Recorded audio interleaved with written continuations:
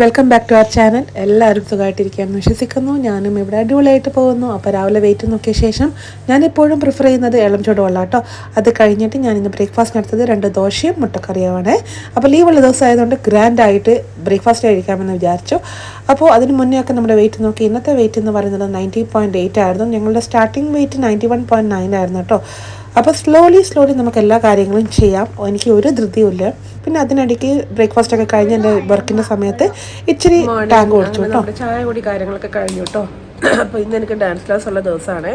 Dance class ഉള്ള ദിവസം ഞാൻ വീട്ടിൽ നിന്ന് വർക്കൗട്ട് ചെയ്യില്ല.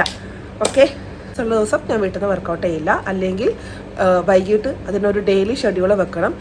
ഇപ്പം പീരിയഡ്സും കാര്യങ്ങളൊക്കെ കഴിഞ്ഞു. അപ്പോൾ പിന്നെ വെയിറ്റ് നമുക്ക് ഗ്രാജുവലി കുറക്കാൻ പറ്റാവുന്നതേ ഉള്ളൂ.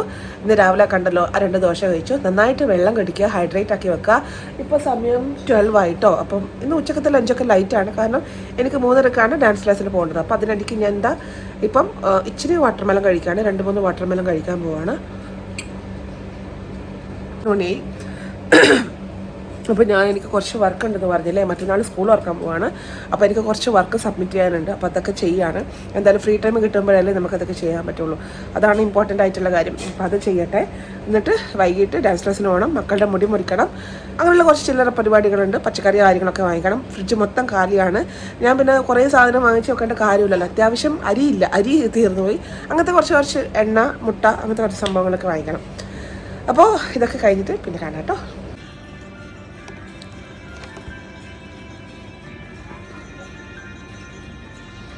അപ്പോൾ ഇതാട്ടോ എൻ്റെ ഉച്ചക്കത്തെ ലഞ്ച്. മോൻ കഴിച്ച പാത്രത്തിൻ്റെ ബാക്കിയാണ്. അവനൊന്നും ബാക്കി വെച്ചിട്ടില്ല. ഇതിൽ ക്യാബേജും സോസേജും ഞാനൊരു മുട്ട പൊടിച്ചതും ഒട്ടിച്ചിട്ടുണ്ട്. റൈസ് ഞാൻ ഇന്ന് എടുത്തിട്ടില്ല. കാരണം ഹെവി ആകുമ്പോഴേക്കും ഡാൻസ് കളിക്കാൻ പറ്റില്ലല്ലോ.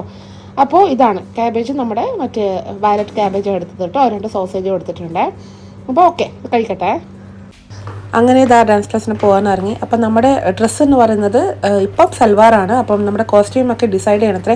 കാരണം ഞങ്ങളാണ് ഫസ്റ്റ് അഡൽട്ട് ബാച്ച്. അപ്പോൾ പ്രിയ മാമിൻ്റെ കീഴിലാണ് ഞങ്ങളെല്ലാവരും പഠിക്കുന്നത്. മുടി കെട്ടി വെക്കുക, സൽവാർ ഇടുക, ഷാൾ ഇടുക, ഇതൊക്കെയാണ് റൂൾസ്. അപ്പോൾ എന്തായാലും കോസ്റ്റ്യൂം വരുമ്പോഴേക്കും അതൊക്കെ മാറും. അതൊക്കെ ഡിസൈഡ് ചെയ്യണത്രേ. അങ്ങനെ നിങ്ങൾ നേരെ ഡാൻസ് ക്ലാസ്സിന് പോവുകയാണ്. ഓൾറെഡി ലേറ്റായി. 2 പേരുടെയും മുടിയൊക്കെ മുറിക്കണം എന്ന് വിചാരിച്ചിട്ടാണ് പോയത്. പക്ഷേ എനിക്ക് ഭയങ്കര തലവേദന, എന്താണെന്നറിയില്ല. ചില സമയത്ത് മൈഗ്രെയിൻ ആവാം, എനിക്കറിയില്ല. ഞാൻ എപ്പോഴും ഹാപ്പി ആയിട്ട് നടക്കാൻ എന്താ പറയുക, ഇഷ്ടപ്പെടുന്ന ഒരാളാണ്. But still sometimes it happens അല്ലേ. അതിനുശേഷം ഡാൻസ് ക്ലാസ്സൊക്കെ പകുതിയായ സമയത്ത് ഇച്ചിരി റെസ്റ്റ് കിട്ടി. കണ്ടല്ലോ, നന്നായിട്ട് സെറ്റ് ചെയ്യുന്നൊരു പരിപാടിയാണ് കേട്ടോ എനിക്ക്. അപ്പോൾ അതൊക്കെ കഴിഞ്ഞിട്ട് ഭയങ്കര ടയേർഡായി. നേരെ ഞാൻ വിട്ടു ലുലുവിലേക്ക്. കുറച്ച് സാധനങ്ങളും കാര്യങ്ങളൊക്കെ വാങ്ങിക്കാനുണ്ടായിരുന്നു. പക്ഷേ അവിടെ വെച്ചിട്ട് എൻ്റെ സ്റ്റുഡൻറ്റിനെ കണ്ടു, എൻ്റെ ഒരു കൊളീഗിനെ കണ്ടു. എല്ലാവരും കണ്ടപ്പം എൻ്റെ മൈൻഡ് കംപ്ലീറ്റ് പോയി. ഞാൻ വാങ്ങിക്കാൻ വിചാരിച്ച സാധനം വാങ്ങിയിട്ടുമില്ല. കുറച്ച് സ്ട്രോബെറീസും ബ്ലൂബെറീസും ഒക്കെ ജ്യൂസ് അടിക്കാൻ വേണ്ടി വാങ്ങിക്കാമെന്നൊക്കെ വിചാരിച്ചിട്ടും ആണ് ഞാൻ ഇവിടുത്തെ ഡീലിംഗ് ലുലുവിൽ ഞാൻ പോയത്. ബട്ട് അൺഫോർച്ചുനേറ്റ്ലി എല്ലാം മറന്നു വന്നിട്ടാണ് തിരിച്ച് വീട്ടിൽ വന്നിട്ടാണ് അയ്യോ അത് വാങ്ങിയില്ലല്ലോ എന്നോർത്ത് ഞാൻ പശ്ചാത്തപിച്ചത്. കാരണം എൻ്റെ വീട്ടിൽ നിന്ന് കുറച്ച് ദൂരമുണ്ട് ഡീറിംഗ് ലുലുവിലേക്ക്. സോ എനിക്ക് തോന്നുന്നു ഇതാണ് ഏറ്റവും വലിയ ഹൈപ്പർ മാർക്കറ്റ്. എല്ലാം അവൈലബിൾ ആണ്. അത് കഴിഞ്ഞ് നേരെ വീട്ടിലേക്ക് പോവാണ്. പിള്ളേരുടെ മുടിയൊന്നും മുറിച്ചില്ല, അത്രയ്ക്കും ടയേർഡാണ്.